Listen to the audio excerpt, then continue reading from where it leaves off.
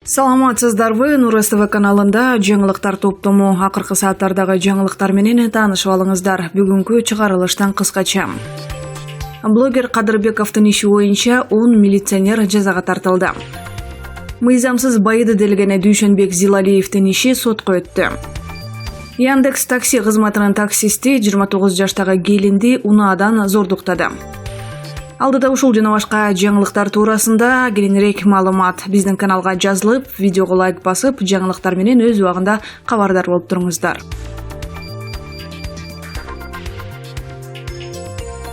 Бул иш боюнча Өзгөн райондук ички иштер бөлүмүнүн 4 кызматкери кызматтан бошотулду, калгандарына сөгүш берилди. Бул тууралуу Азаттыкка Ош облустук ички иштер башкармалыгынын басма сөз катчысы Жеңиш Ашырбаев билдирди. Анын айтымында, блогердин интернетке тараган тасмасындагы тергөөчү аял милиция кызматкеринин этикасына туура келбеген иш-аракеттери үчүн кызматынан бошотулган. Андан тышкары дагы 3 милиционер кызматтык иликтөөнүн натыйжасында милиция кызматкерлеринин этикасына туура келбеген иш-аракеттерди жасаган деген негиз менен ээлеген кызматынан бошотулган. Жеңиш Ашырбаевдин кошумча маалымдагандыгы боюнча, блогердин апасынын милиция кызматкерлеринин үстүнөн жазган арызы улуттук коопсуздук боюнча мамлекеттик комитетинин жана прокуратурага юридикалык баа берүү өтүнүчү менен өткөрүлүп берилген. Блогер Бауыржан Кадырбеков Өзгөн шаарындагы дүкөндөрдө эскирип кеткен азык-түлүктөр сатылып жаткандыгы тууралуу видео тасмаларды YouTube'дагы баракчасына жайгаштырып жүргөн. Апрель айында ал шаардагы дүкөндөрдүн биринде тасмага тартып жаткан учурда дүкөн ээси милиция чакырган. Чакыруу менен барган оперативдүү тергөө тобунун кызматкерлери блогерге өзүң албай эле кой,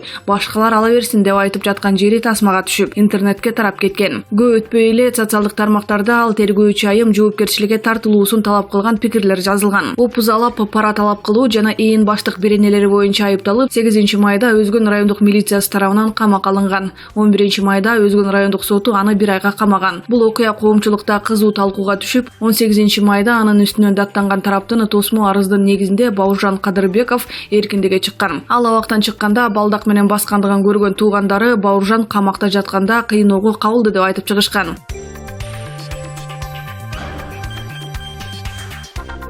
Жогорку кеңештин депутаты КТ Мобайл мамлекеттик ишканасынын айланасындагы иштерди текшерүү үчүн түзүлгөн депутаттык комиссиянын төрагасы Курманкул Зулушев аталган комиссия премьер Мухаммедкалы Абылгазиевдин шалаакылыгынан улам түзүлгөн деген пикирин айтты. Бүгүн 31 майда КТ Мобайл мамлекеттик ишканасынын ишмердигин иликтеген депутаттык комиссиянын жыйыны болду. Ага премьер-министр Абылгазиев баштаган өкмөт мүчөлөрү катышты. Ачык айтканда, депутаттык комиссиянын түзүлүшүнө сиздин шалаакылыгыңыз себеп болду. Сиз ошол маалымат чыкканда эле өкмөттү жыйнап туруп, азыр кызматтан кетирген жетекчилерди ошондо кубалап, бажаңызды кубалап, баласына баа берсеңиз комиссиядагы түзүлбөйт эле. Сиз өзүңүз оор басырыктуусуз, анан шашпайсыз. Ошол таасир этип койду. Мындан кийин аракеттерди ыкчам жасашыңызды каалайт элем. Мамлекет үчүн, келечек үчүн ыкчам аракет болушу керек деп билдирди депутат. Эл өкүлү андан сырткары азыр 1000 сом алгандар паракур деп кармалып жаткандыгын, бул жерде миллиондор айланып жатса, ага көз жумуп отуруу кечирилгис экендигин кошумчалады. Ал эми Абылгазиев депутаттын койгон күнөөсүнө макул эмес экендигин айтты. Шалакылык дегенге мен кошула албайм. Анткени премьердин ишине баа берилип жатат. Экинчиден, КТ Мобайлдагы окуя боюнча мен 2 майда билдим деп билдирди Абылгазиев. Депутат Зулушев ал өкмөт башчыга айып койбогондугун, болгону ыкчам аракет кылуу керек болчу деген ойду айткысы келгендигин кошумчалады. Сизди күнөөлөгөн жокпуз. Ошол учурда тез аракет кылсаңыз, ушуну тутантпай басып коет белеңиз деген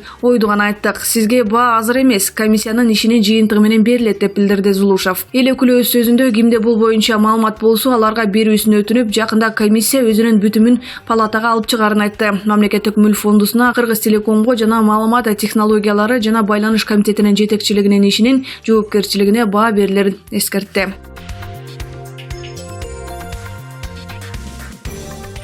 Жогорку кеңештин депутаты Искендер Матраимов кызыкчылыктар кагылышы деген божомолго жем таштабаш үчүн парламенттин укук тартиби жана кылмыштуулукка каршы күрөшүү боюнча комитетинин төрагасынын орун басары кызматынан өз эрки менен кетиши керек. Мындай пикирин бүгүн Жогорку кеңештин депутаты Дастан Бекешев билдирди. Бекешев ошондой эле финансы полициясынын тутумунда иштеген Ислам Матраимов дагы кызматын токтото турушу керек деп эсептейт. Башкы прокуратура Азаттыктын иликтөөсүндө келтирилген маалыматтарды кылмыштардын жана жоруктардын бирдиктүү реестрине каттап, тез арада иликтей баштоону улуттук коопсуздук боюнча мамлекеттик комитеттин коррупцияга каршы кызматына, финансы полициясына, каржылык чалгын кызматына жана бажы кызматына тапшырып, журналисттерди коргоого алышы керек деп Бекешев өзүнүн жеке сайтында жазды. 29 майда Азаттык радиосунун ыңгайсыз суроолор программасы эфирге чыккан. Кыргызстан чагылган миллиондордун ээзи деп аталган көрсөтүүнүн автору Али Токтакунов бажы кызматынын төрагасынын мурдагы орун басары Раим Матраимовдун жакындарына катталган мүлк тууралуу болгон. Экономикалык кылмыштарга каршы күрөш боюнча мамлекеттик кызмат баштапкы маалыматтарга таянып, ал миллиондор ири базарларда иштеген ишкерлердин импорттук акчасы экендигин айтты.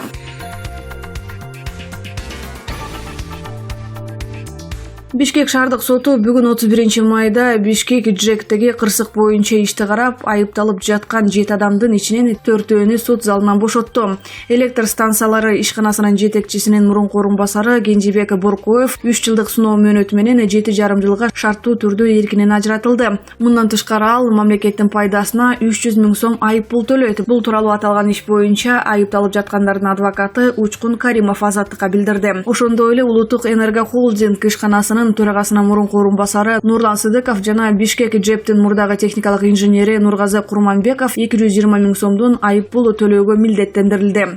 Бишкек Джептин жетекчисинин мурдагы орун басары Нурлан Өмүркулу уулу сот чечими менен 300 000 сом айып төлөй турган болду. Булардын баары сот залынан бошотулду. Алар өздөрүнө тагылган айыпты моюнуна алып, тергөө менен кызматташууга макулдук беришкен.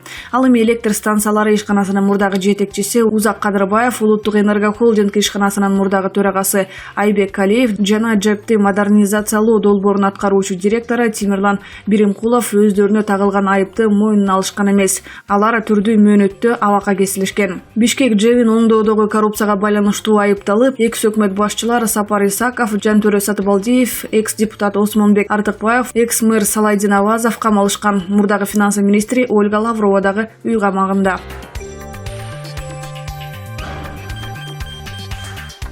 Мыйзамсыз баю беренеси боюнча шектелген Дүйшөнбек Зилалиевдин кылмыш ишин тергөө соңуна чыкты. Бул тууралуу башкы прокуратуранын басма сөз кызматы билдирди. Маалым болгондой, тиешелүү материалдар Бишкек шаарынын 1 май райондук сотуна жөнөтүлдү. Зилалиев 2010 жылдан 2017 жылдары мамлекеттик органдардагы түрдүү кызматтарды ээлеп, баасы анын расмий кирешесинен жогору мүлктөрдү сатып алган деп айыпталууда. Белгиленген 7 жыл ичинде ал коргоо кеңешинин каатчылыгынын катчысынын орун басары, геология жана минералдык ресурстар боюнча агенттиктин башчысы, өнөр жай, энергетика жана кен пайдалануу боюнча комитетинин төрагасы, вице-премьер-министр жана мамлекеттик мүлктү башкаруу фондусунун төрагасы кызматтарын ээлеген. Зилалиев 2 апрелде жасаган кайрылуусунда ага экс-президент Алмазбек Атамбаевка каршы көрсөтмө берүү сунушу түшкөндүгүн айткан. Эгер ушундай көрсөтмө берсем, мен күбө катары суралып, УКМКнын тергөө абагынан бошотууларымды убадалашты деген мурдагы вице-премьер. Премьер-министр Мухаммедкалый Абылгазиев Азаттык радиосунун ыңгайсыз суроолор программасында айтылган маалыматтар менен таанышып чыкты. Бул тууралуу ал бүгүн жогорку кеңеште депутаттык комиссиянын жыйынында сүйлөп жатып айтты. Азаттык берген маалыматтар менен таанышып чыктым. Улуттук банкка, финансылык чалгындоо кызматына жана экономикалык кылмыштарга каршы күрөшүү кызматына тапшырма бердик. Алар эми тастыктап чыгат. Мындан 3 күн мурда мен Финпулго президентибиздин мурдагы тапшырмасы боюнча Матраимовдордун мүлкүн тастыктоону тездетүү тапшырмасын бергем деп билдирди. 29 майда Азаттык радиосунун ыңгайсыз суроолор программасы эфирге чыккан. Кыргызстандан чыгарылган миллиондордун ээзи деп аталган көрсөтүүнүн автору Али Токтакунов өлкөдөн чыгарылып кеткен 100 миллиондогон доллардын Матраимовго тиешеси бар жогун иликтеген. Анда мамлекеттик бажы кызматынын төрагасынын мурдагы орун басары Райымбек Матраимовдун жакындарына катталган мүлк тууралуу сөз болгон.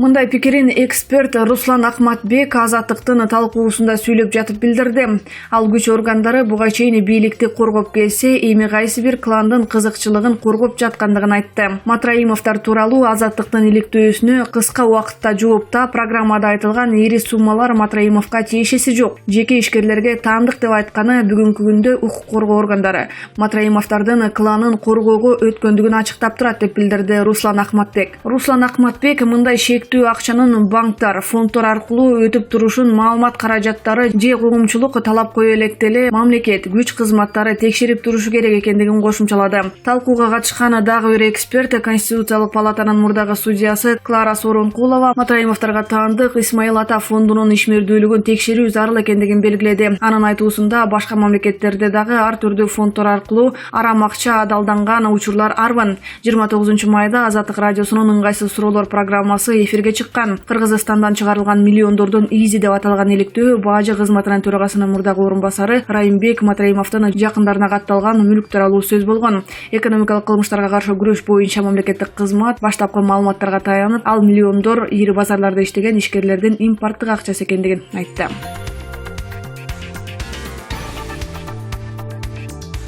Экономикалык кылмыштарга каршы күрөш боюнча мамлекеттик кызмат Азаттык радиосунун иликтөөсүндө айтылган суммалар кайдан чыкканы тууралуу баштапкы маалымат берди. Бүгүн 31 майда Жогорку Кеңеште депутаттык комиссиянын жыйынында сүйлөп жатып, мекеменин башчысы Бакир Таиров төмөнгүлөргө токтолду. Азаттыктан чыккан материалдар боюнча ыкчам иштерди жүргүзүп, маалымат алып, бүт жактан тактап көрдүк. Азырынча бул каражат Дордой, Кара Суу, Мадина базарларында иштеген ишкерлердин импорттук акчасы делген маалыматтар келип жатат. Биздин маалымат боюнча сайын 3 миллион долларга жакын акча чыгып турат. Дордойдо иштеген ишкерлер акча которуунун ушундай жолун табышкан. 15, 20, 30га жакын ишкерлер чогулуп акча которушат. 6 миллиард боюнча дагы текшергенбиз. Кара Суудагы, Дордойдогу, Мадинадагы ишкерлердин акчасы чогулуп чыккан. 29 майда Азаттык радиосунун ыңгайсыз суроолор программасы эфирге чыккан. Кыргызстандан чыгарылган миллиондордон изи деп аталган көрсөтүүнүн автору Али Токтокунов бажы кызматынын төрагасынын мурдагы орун басары Райым Матраимовдун жакындарына катталган мүлк тууралуу сөз болгон.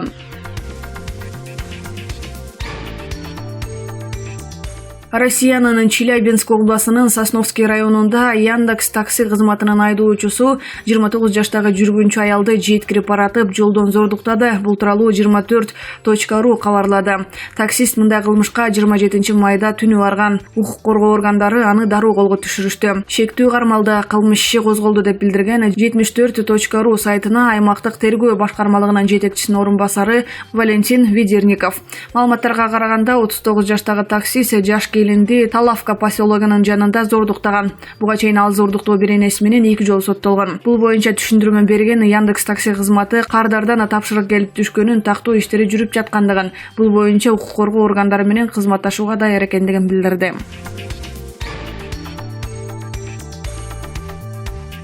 Россиялык ишкана жумуш учурунда кыска юбка же кыска көйнөк кийген кызматкерлерине акчалай сый пул сунуштаганы үчүн сынга кабылды. Бул тууралуу BBC кызматы жазды. Алюминий иштеткен Татпроф компаниясы 30-июнда аялдык сапаттар боюнча марафон уюштурган. Анын талаптарына ылайык тизесинен 5 см өйдө кыска юбка жана көйнөк кийген кыз-келиндер ар бир жумушчу күнүнө 100 рубльдан алышат. Бонус алуу үчүн кызматкерлер мындай кийимчен сүрөттөрүн компанияга жөнөтүшү керек. Социалдык тармактардын колдонуучулары бул иш-чарага аялдарга карата жаман мамиле катары баа беришти. 2014-жылы Сочидеги кышкы олимпиадалык оюндарды жана 2018-жылдагы футбол боюнча дүйнө чемпионаттыгын алып келген компания сексизм боюнча айыптоолорду четке какты. Биздин максат биздин жумушчу күндү жакшы өткөрүү дешкен.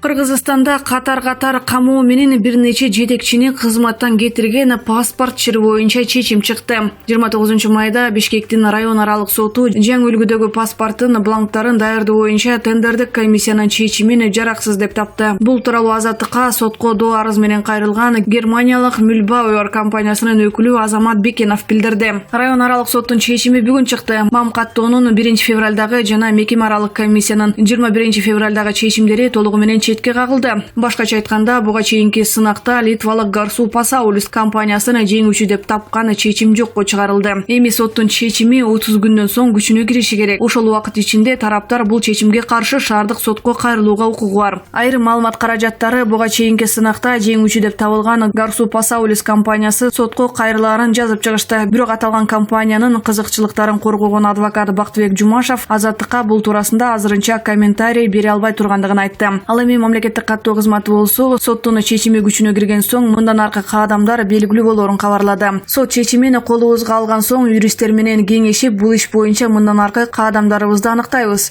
Анткени соттун чечими 30 күн ичинде күчүнө кирет. Ошондон соң гана биз тендердин чечимин жокко чыгарабыз же башка чечим кабыл алабыз деп билдирди мамлекеттик каттоонун уюштуруу жана коммуникация бөлүмүнүн башчысы Элизат Кыдырмышева. Кыргызстанда чубактын кунундай чубалган паспорт жаңжалы быйыл жыл башынан бери уланып келе жатат. Мамлекеттик каттоо кызматы 2018-жылы электрондук паспортко бланктарды сатып алуу боюнча тендер жарыялаган. Бул тендерге чет өлкөлүк 5 компания катышып, литвалык Garsu Pasaulis компаниясы жеңүүчү болуп табылган. Бирок сынактын дагы бир катышуучусу германиялык Mühlbauer компаниясы тендерде эреже бузууга жол берилди деп сынактын жыйынтыгын жокко чыгарууну талап кылган.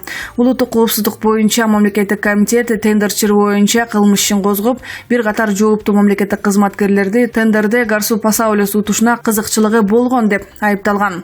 Мамлекеттик каттоонун төрагасынын орун басарлары Руслан Сарыбаев, Данияр Бакчиев жана Infocom мамлекеттик ишканасынын жетекчиси Талант Абдуллаев камакка алынган. Ал эми мамлекеттик каттоонун төрайымы Алина Шаикова кызматтан кеткен. Ушул тапта Сарыбаев менен Абдуллаев үй камагында отурат. Бул чатакта УКМКнын төрагасы Идрис Кадыркуловдун аты аталып, ал өз арызы менен кызматтан кетүүгө аргасыз болгон. Ошол эле кезде тендер алгач жеңүүчү аталган Garsu Pasaulis компаниясы дагы кыргыз өкмөтү милдеттемелерди аткарган жок деп эл аралык арбитраждык сотко кайрылаарын эскерткен болчу. Ал милдеттенмени аткарбагандыгы үчүн кыргыз өкмөтүнөн жалпысынан $62 миллион кенемде дуулай тургандыгы белгилүү болду. Ошентип бир топ жетекчилер кызматтан кол жууп, эл аралык деңгээлге чыккан чатактан улам өлкөдө жаңы үлгүдөгү паспорт берүүнүн мөөнөтү создукчудай болуп турат. Анткени сот чечими менен тендердин жыйынтыгы жокко чыгарылган соң кайрадан сынак жарыялашы керек. Анткени сот чечими менен тендердин жыйынтыгы жокко чыгарылган соң кайрадан сынак жарыялаш керек болот. Бул кеминде жарым жылдан ашык убакытты талап кылат. Ал эми өлкөдөгү жарандарга берилчү паспорт бланктарынын саны чектелүү экендиги айтылган. Азырынча мамкаттуу жетиштүү санда паспорт бланктары бар, чочулоого негиз жок деп ишендирүүгө аракет кылууда. Бирок жарандык активист Рита Карасартова бул чыр улана берсе өлкөдө паспорт кризиси жаралышы мүмкүн деп чочулап турат. Элге паспорт керек болгон учурда бланк жетишпей, кризис жарылгыдай кырдаал түзүлүшү мүмкүн деп билдирди ал. Анткени бланктар саналуу эле. Негизи эле паспорт чыры боюнча өкмөттүн чечимдери өлкөнүн кадыр баркын ойлобогон адамдар болуп жатат. Ошондуктан келечекте мындан дагы тереңдебеш үчүн жакшылап чечим кабыл алып, коркунучтардын алдын алышы керек. Кыргызстанда паспорттон тышкары быйыл апрель айында айдоочулук күбөлүк жана автоунаанын техникалык паспортун даярдоого тендер жарыяланышы керек болчу. Паспортко байланыштуу акыркы чырдан улам бул тендер дагы кечеңдеп жаткандыгы айтылган. Мамлекеттик каттоо Азаттыкка бул тендер жакынкы күндөрү жарыяланаарын кабарлады.